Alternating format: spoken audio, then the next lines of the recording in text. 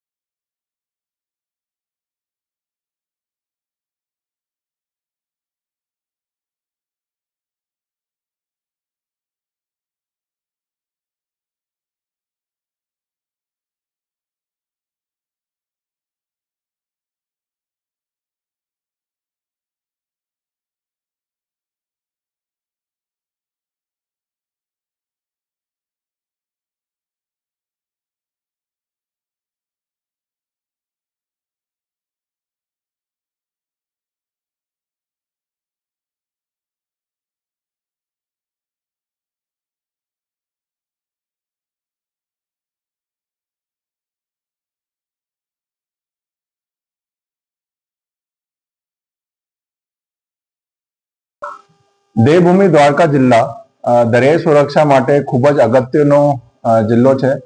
અમારા જિલ્લામાં જે છે 235 કિલોમીટરના દરિયાકાંઠા આવે છે અને અમારા જિલ્લાના દરિયાઈ વિસ્તારમાં 23 જેવી ટાપુ છે, જે પૈકી 21 નિર્જન છે અને અહીંયા કાયદેસર પ્રતિબંધ વર્જિત છે। તેમ છતાં અમારા 21 પૈકી 7 ટાપુઓ પર ઘણા નાના મોટા ધાર્મિક અને કમર્શિયલ બાંધકામ કરવામાં આવેલ હતું।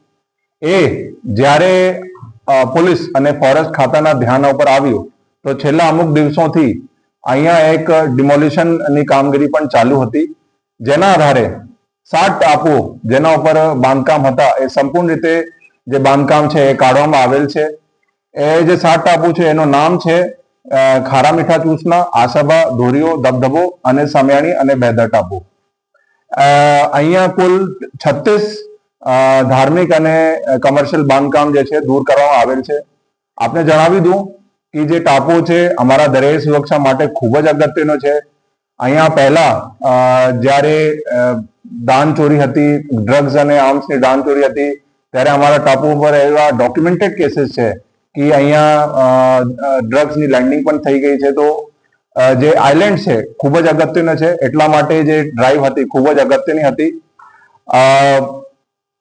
એ દબાણ કાઢીને પછી જિલ્લામાં જે પણ ગેરકાયદેસર ઇન ફ્યુચર બાંધકામ કરવામાં આવશે એના ઉપર 0 ટોલરન્સ પોલિસી છે અને જે ટાપુઓ પર પણ જેને બાંધકામ કરાવ્યું છે એના વિરુદ્ધ પણ તપાસ હાથ ધરવામાં આવી છે અને જેના પણ નામ આવશે એના વિરુદ્ધ આઈપીસી અને લેન્ડ ગ્રેબિંગની અલગ અલગ સેક્શન્સ હેઠળ ગુનો દાખલ કરવામાં આવશે।